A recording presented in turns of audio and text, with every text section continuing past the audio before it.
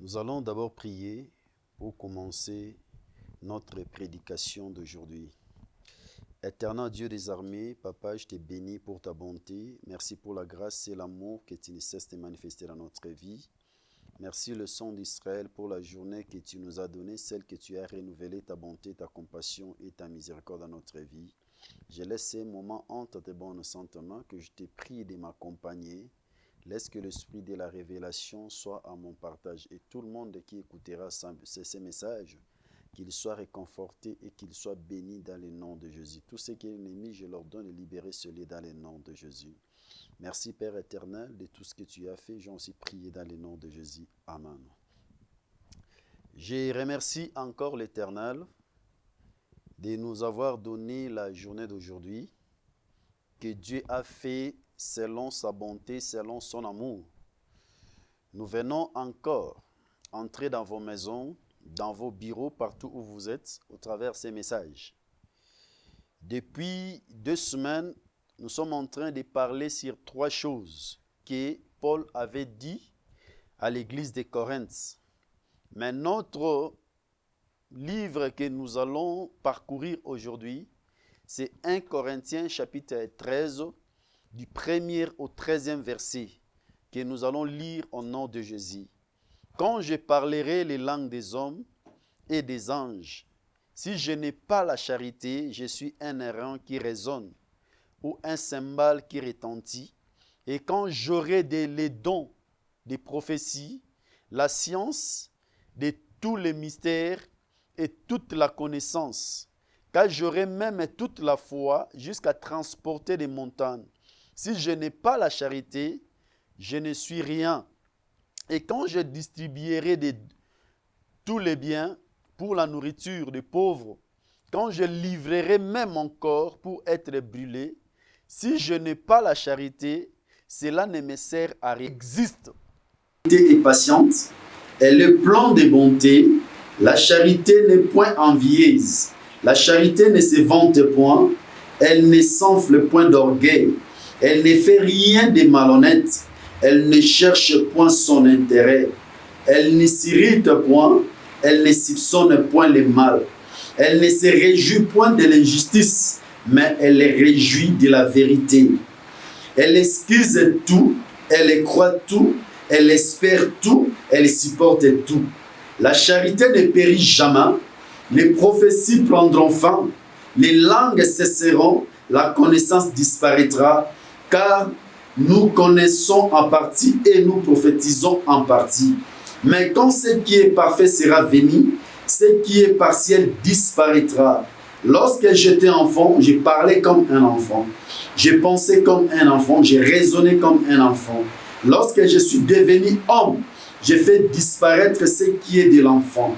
Aujourd'hui, nous voyons au moyen d'un miroir d'une manière obscure. Mais alors nous verrons face à face. Aujourd'hui, je connais en partie, mais alors je connaîtrai comme j'ai été connu. Maintenant donc, ces 3 choses demeurent: la foi, l'espérance et la charité. Mais la plus grande de ces choses, c'est la charité. C'est pour cela aujourd'hui nous allons chuter sur la charité ou l'amour. Car le verset 13 nous dit: mais donc ces 3 choses demeurent: la foi, l'espérance, la charité. Mais la plus grande de ces choses, c'est la charité ou l'amour. C'est aujourd'hui que nous allons parler sur l'amour. L'amour, par définition, n'est rien d'autre qu'une affection profonde. Elle a aussi un mystère. Un mystère, c'est quelque chose qui est caché. C'est ça qui est ce qui est l'amour. C'est comme ça que nous pouvons définir l'amour. C'est un mystère. Je te donne un exemple de mots que nous parlons, de choses que nous faisons. Cet exemple, je le donne aussi dans beaucoup de circonstances. Tu rencontres une personne, tu lui dis seulement que je t'aime. Cette phrase seulement d'amour que tu lui as dit a fait que la personne commence à penser à toi. Et toi, là où tu es, tu commences à penser à la personne. C'est parce que tu as manifesté cet acte de l'amour. Et la personne loin de toi commence à te vivre même s'il n'est pas là. C'est ça le mystère de l'amour. C'est ça que j'ai dit. L'amour, c'est un mystère. Quelque chose qui est caché. Et je dis encore, l'amour, c'est l'essence de l'évangile. Or, l'essence, c'est ce qui est et ce qui existe. C'est là ce qui dit dans l'essence de l'évangile. Parce que l'évangile est et l'évangile existe. L'évangile que nous parlons, c'est la bonne nouvelle de Jésus-Christ qui était venu sur la terre. Lui qui est l'expression de l'amour de Dieu pour le monde. Lui qui est l'expression de l'amour du Père pour le monde. Pourquoi je dis que Jésus-Christ est l'expression de l'amour de Dieu pour toi? Il est l'expression de l'amour de Dieu pour moi. C'est parce que Dieu a tant aimé le monde, comme la Bible dit, dans le livre de Jean chapitre 3 verset 16. Dieu a tant aimé le monde, car Dieu a tant aimé le monde, qu'il a donné son Fils unique, afin que quiconque croit en lui ne périsse point, mais qu'il y ait la vie éternelle. Dieu a manifesté son amour en envoyant son Fils, son unique et le seul Jésus-Christ. Regarde cet amour. Jésus n'était pas venu pour sauver sa vie. Il n'était pas venu pour garder sa vie, mais il était donné pour sacrifier sa vie pour toi, sacrifier sa vie pour moi. Mais bien aimé, c'est cet amour. C'est pour cela on ne peut blaguer avec tout, mais ne blague jamais avec l'amour. Beaucoup de gens ont perdu la vie à cause de l'amour. Or, cet amour que les gens perdent la vie aujourd'hui, c'est un amour éphémère. D'un homme à une femme, un garçon à une fille. Je connais quelqu'un qui est mort bêtement dans sa vie. Il était même dans les deuxième licence à l'Inikin. Elle aimait une fille. Elle a fait beaucoup de temps avec cette fille. Ils vivaient ensemble. Un jour, la fille a rencontré une autre personne. Il s'était aimé avec la personne et la fille a abandonné le garçon. Un garçon que ses parents ont dépensé pour lui. Ses parents ont fait tout pour lui. Arrivé aux deuxième licence, dans les droits, ce garçon ne pouvait rien faire. Il est allé derrière la maison de cette fille. Il a fait un testament et il s'est pendu en disant que je suis mort à cause de cette fille parce qu'il m'a abandonné. Regarde le mystère de l'amour qui a amené l'homme à perdre sa vie à cause d'un amour éphémère. Mais Dieu a prouvé son amour envers nous. Parce que dès le commencement, Dieu avait toujours un plan merveilleux pour le monde. Il a envoyé les gens, il a envoyé des prophètes, il a envoyé des juges, il a envoyé des rois, il a envoyé des gens, ils ont échoué. Mais Dieu, l'amour qu'il avait pour toi, l'amour qu'il avait pour moi, il a dit non, maintenant, moi-même, je vais descendre au travers Jésus-Christ. C'est pour cela que la Bible dit, car Dieu a tant aimé le monde, qu'il a donné son Fils unique, afin que quiconque croit en lui ne périsse point, mais qu'il ait la vie éternelle. Mais bien aimé, celui qui aime et donne. L'amour se consomme dans les sacrifices. C'est pour cela que Jésus s'est sacrifié pour nous sauver. Dieu lui-même se donne à nous dans la personne de son Fils unique, afin que quiconque croit en lui ne périsse point, mais qu'il ait la vie éternelle. Mais bien aimé, l'amour, on dit l'amour couvre la multitude de fautes. L'amour couvre la multitude de péchés. Car Dieu ne t'a pas regardé comme pécheur. Dieu ne m'a pas regardé comme pécheur. Mais il a regardé les sacrifices que Jésus avait fait par amour pour toi, pour moi. Mais bien aimé, ici, Paul dit aux Corinthiens, quand je parlerai les langues des hommes et des anges, si je n'ai pas la charité, Je suis comme un airain qui résonne ou un cymbale qui retentit. C'est-à-dire, toi qui parles la langue, toi qui parles dans les langues des hommes et des anges, tu te crois spécial.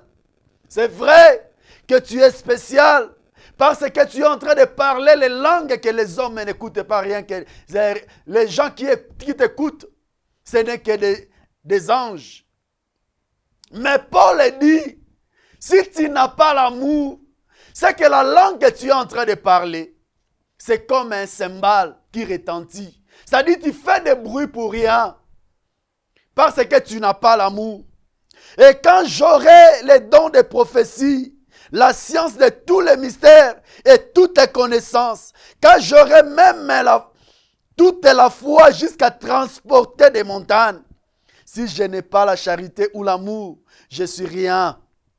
Mes bien-aimés, Paul descend encore. Il parle aux gens qui prophétisent, qui ont les dons de prophétie. C'est-à-dire les gens qui sont des bouches de Dieu. Les gens qui parlent ainsi dit l'Éternel. Mais la Bible dit, si tu n'as pas l'amour, tu es rien. C'est-à-dire, même à la prophétie, les dons que nous avons, l'amour est plus que la prophétie. L'amour est plus que les dons spirituels que nous avons. L'amour est plus que la science. L'amour est plus que même la foi. C'est pour cela qu'il dit, ce qui demeure, il y avait 3 choses, mais la plus importante, c'est l'amour. Et il dit encore, et quand je distribuerai tous mes biens pour la nourriture des pauvres, quand je livrerai même mon corps pour être brûlé, si je n'ai pas la charité, cela ne me sert à rien. Mais bien aimé, il y a beaucoup de gens aujourd'hui, ils font du mal, ils n'ont pas l'amour en eux. Mais quand ils donnent pour que le monde voie. Ils donnent pour que le monde applaudisse, mais dans leur cœur, il n'y a pas l'amour sincère, il n'y a pas l'amour vrai. Je vous donne un exemple, un témoignage. Selon des récits de Benny Hinn, il avait dit ceci. Il y avait un homme qui soutenait l'église. Il y avait un homme qui contribuait. Il faisait beaucoup à l'église. Il était un millionnaire. Mais un jour, la personne, il a perdu tout ce qu'il avait. Benny Hinn a dit, il passait, il a vu l'homme en train de vendre des chaussures, des ketchs. Ce n'était pas de première qualité. C'était les deuxième et les troisième qualités. Quand il a vu cet homme, il s'est posé la question, est-ce que c'est lui ou ce n'est pas lui? Il s'est reproché de la personne. Il lui a posé la question, est-ce que c'est toi? L'homme a dit, oui, c'est moi. Qu'est-ce qui t'est arrivé? L'homme ne pouvait rien dire parce qu'il ne les connaissait pas. Benny Hinn a posé la question à Dieu, Dieu, pourquoi cet homme contribuait pour l'œuvre de Dieu? Il donnait son argent pour l'église, pour toi. Pourquoi? Dieu lui a dit, cet homme ne me donnait pas. Cet homme donnait dans la synagogue. C'est-à-dire, il donnait pour que les gens les voient.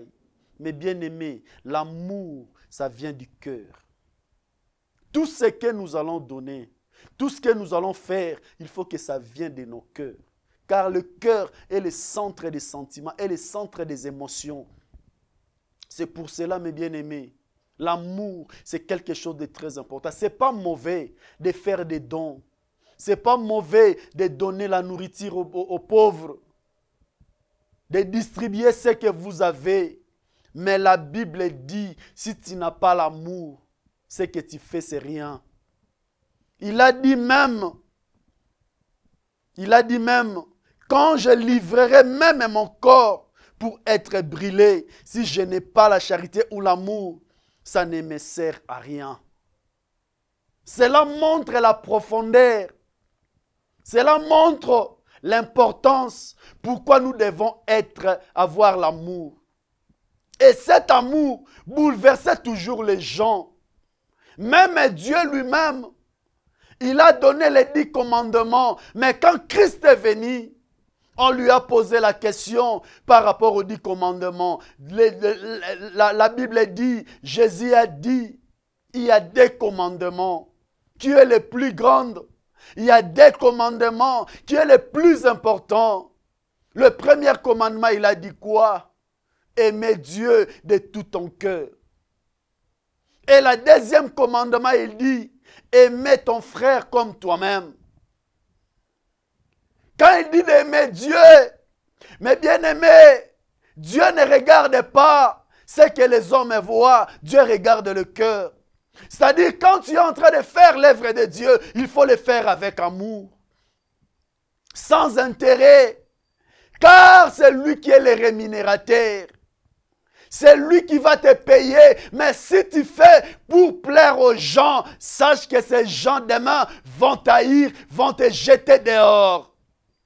Mais si tu fais pour Dieu, Dieu va te combattre, Dieu va combattre pour toi et Dieu va te protéger. J'avais dit à une personne un jour, mais bien aimé, si Dieu nous protège, c'est à cause de l'intérêt de son œuvre qu'il voit en nous. C'est pour cela notre frère Koulmatop avait dit, ma vie est devenue danger de mort. Pourquoi la vie est devenue danger de mort? C'est parce qu'il incarnait l'intérêt de Dieu en lui. Quand tu fais quelque chose avec amour, quand tu aimes Dieu, tu vas aussi aimer ton prochain. Ne fais pas du mal à ton prochain. Ne cherche pas le mal à ton prochain, mais il faut aimer ton prochain. La Bible dit, l'amour couvre la multitude des fautes, la multitude des péchés. Je vais aller dans des options. D'abord, l'amour de Jésus-Christ en nous. Jésus est mort sur la croix. Il a ôté la malédiction que nous avons. Il nous a délivrés de la mort. Il nous a délivrés du péché qui causait la mort dans notre vie. À cause de l'amour qu'il avait pour toi, à cause de l'amour qu'il avait pour moi. L'amour de Jésus a couvert la multitude de nos fautes, la multitude de nos péchés. C'est pour cela Paul dit dans les Romains, là où le péché abonde, la grâce surabonde. Or, l'amour de Dieu est dans sa grâce. Mais cela ne t'amène pas à pécher. Cela ne te pousse pas à vivre une vie de péché. Parce que la grâce est surabonde. L'amour de Jésus-Christ pour nous. Car dans l'ancienne alliance, personne ne pouvait voir Dieu et vivre. C'est pour cela même Moïse a vu son dos. Mais à cause de son amour, Dieu a porté la race humaine. Il est descendu sur la terre. Il a mangé avec les hommes. Il a vécu avec les hommes.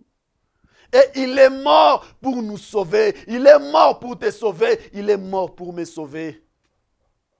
C'est pour cela que j'avais dit, Jésus-Christ est l'expression de l'amour de Dieu. Dieu n'a pas voulu même épargner son fils à la mort. Il a donné à cause de toi. La deuxième chose, option, Jésus a dit, il faut aimer ton frère comme toi-même. Mais bien aimé, si aujourd'hui tu aimes ton frère, tu ne vas pas le livrer. Si tu aimes ton frère, tu ne vas pas lui sacrifier. Tu vas te sacrifier pour lui. C'est ça que la Bible dit. On a dit, la charité ou l'amour est patiente. Elle est pleine de bonté. La charité n'est point envieuse. La charité ne se vante point. Elle ne s'enfle point d'orgueil. Elle ne fait rien de malhonnête. Elle ne cherche point son intérêt. Elle ne s'irrite point. Elle ne soupçonne point le mal. Elle se réjouit. Elle ne se réjouit point de l'injustice, mais elle se réjouit de la vérité. Il a dit une chose ici. Elle ne s'enfle point d'orgueil. Elle ne fait rien de malhonnêteté. Mais bien aimé, aujourd'hui, regarde l'amour que nous avons. Au vu de tout le monde, tu montres que tu aimes ton frère. Parce que tu l'as appelé, tu l'as fait un don. Il avait un problème, tu l'as aidé. Tu as montré l'amour vers lui. Mais derrière le dos, qu'est-ce que tu dis? C'est que lui, c'est moi qui ai fait ça. Est-ce que c'est ça l'amour? Non, la Bible ne nous parle pas de cet amour. La Bible ne nous parle pas de cet amour. Mais bien aimé, Jésus-Christ, c'est l'amour du Père qui s'incarne, qui devient la réalité visible, qui s'impose en nos sens pour gagner notre foi. La Bible dit dans le livre de 1 Jean, chapitre 1, versets 1 à 3. Ce qui était dès le commencement, ce que nous avons entendu, ce que nous avons vu de nos yeux, ce que nous avons contemplé et que nos mains ont touché concernant la parole de vie. Car la vie a été manifestée et nous l'avons vue et nous lui rendons témoignage. Et nous vous annonçons la vie éternelle qui est auprès du Père, qui nous a été manifestée. Ce que nous avons vu et attendu, nous vous l'annonçons à vous aussi, afin que vous aussi vous soyez en communion avec nous. Or, notre communion est avec le Père et avec son Fils Jésus-Christ. Ici, ces gens qui témoignent cet amour de Dieu. Il a dit quoi? Cet amour, ils les ont vus et ils les ont touchés. Or, l'amour, comment tu peux toucher l'amour? Comment tu peux voir l'amour? C'est par les actes que nous posons. C'est par ce que nous sommes en train de faire. Celui qui aime Dieu se sacrifie pour son œuvre. Celui qui aime son frère couvre la nudité de son frère et se sacrifie pour ses frères. Jésus n'a pas... Il était chef, il était roi, mais il a donné sa vie à cause de l'amour qu'il avait pour nous. Jésus-Christ aime comme Dieu seul peut aimer. Il console, il pardonne, il guérit, il se penche sur toutes les détresses et toutes les misères. Il arrache les hommes à la puissance du péché qui les servit. On nous dit Jésus-Christ aime comme Dieu. Seul peut aimer. Jésus nous console. La Bible dit, c'est lui le consolateur des cœurs brisés.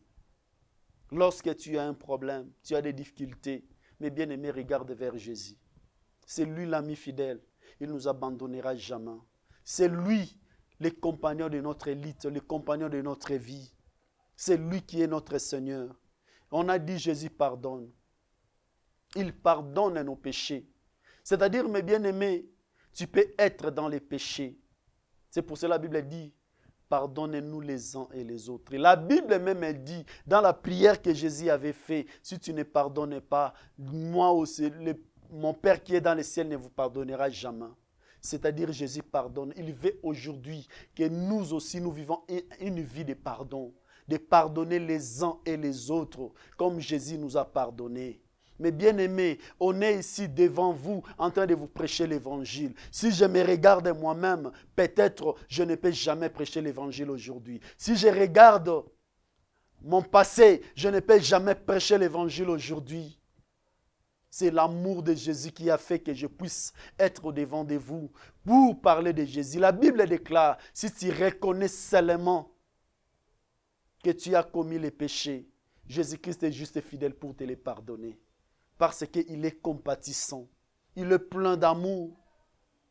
Jésus-Christ est amour. Il aime comme le Père, il pardonne. Nous aussi, nous devons pardonner les uns et les autres. Jésus guérit. Il a dit, c'est par sa meurtrissure nous sommes guéris. Dans le nom de Jésus, nous sommes sauvés. La guérison, c'est Jésus qui les donne.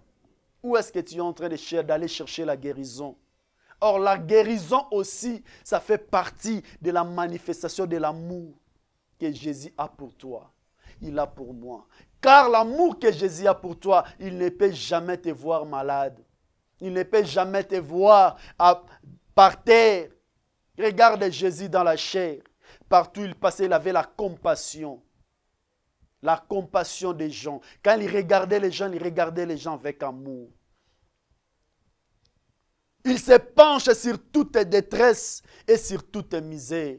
Si aujourd'hui nos bien-aimés peuvent nous abandonner, si aujourd'hui nos bien-aimés peuvent nous lâcher à cause du mal, à cause des circonstances qui nous est arrivées, mais sache que Jésus se penche en nous pendant les temps de la détresse. Pendant les moments de la détresse, je te pose une question, tu cries à qui? Lui qui est l'incarnation de l'amour, lui-même il est l'amour. L'amour c'est une personne, c'est Jésus. Lui qui nous a arrachés de la puissance du péché, qui nous a servi. La Bible déclare dans le livre de Luc, chapitre 19, verset 10, « Car le Fils de l'homme est venu chercher et sauver ce qui était perdu. » On était perdu l'amour de Dieu. L'amour de Dieu a fait que nous puissions être retrouvés par l'amour du Père. Et regarde, la Bible parle l'histoire d'un enfant prodigue. Un enfant prodigue, il était dans la maison de son père.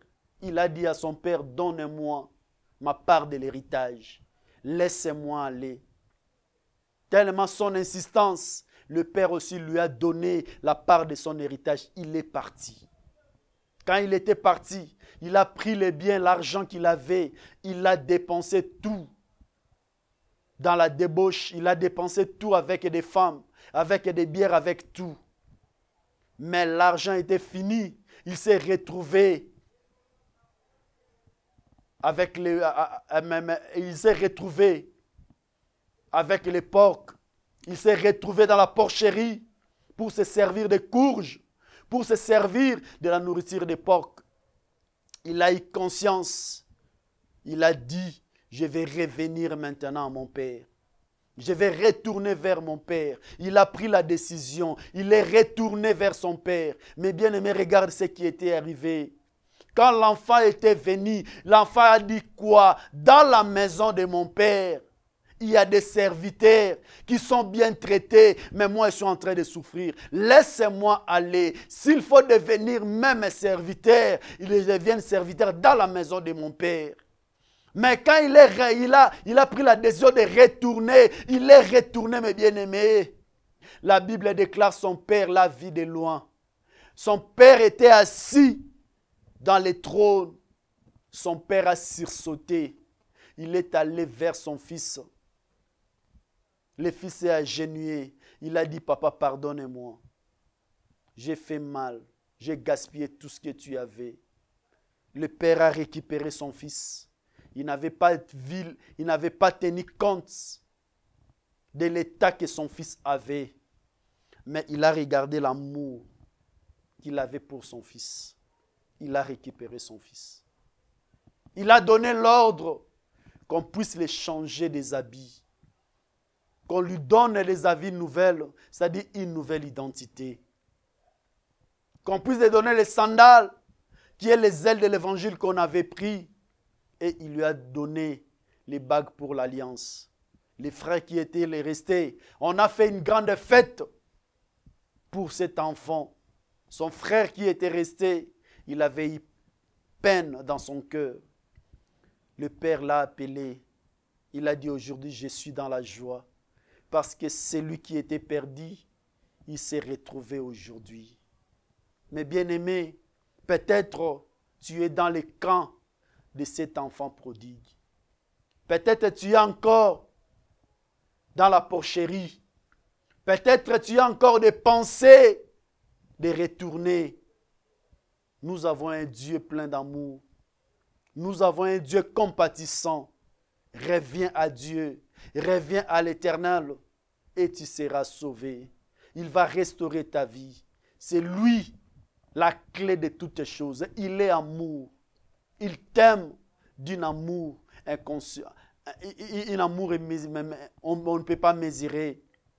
Si nos pères, dans la chair, peut raisonner encore, se souvenir du mal qu'on a fait, mais pour Jésus, la Bible déclare quand il pardonne, il oublie. C'est l'amour de Dieu vers nous. Mais bien-aimé, je te prie, toi qui es encore dans la porcherie, rentre, reviens à l'Éternel. Je sais que nous vivons dans un moment qui est très compliqué. Moment de confinement, tout le monde est confiné.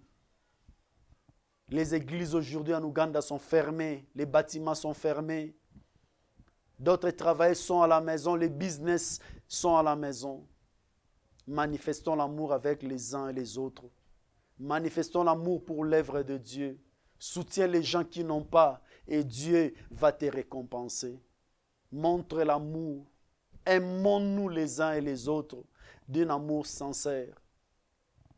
Aimons Dieu en manifestant son amour vis-à-vis de son œuvre. Mais bien-aimés, je sais qu'aujourd'hui les autres ont perdu de l'amour à cause de la déception qu'ils ont reçue d'une part ou d'une autre. Mais je t'ai prie, toi qui me regardes, revenons encore ensemble. Revenons encore ensemble. Dieu a encore besoin de vous. Dieu a encore besoin de vous. Dieu veut vous voir ensemble. Travailler ensemble, vivre ensemble dans la famille. Manifestons l'amour avec les uns et les autres. Si tu aimes ton frère, tu vas les corriger.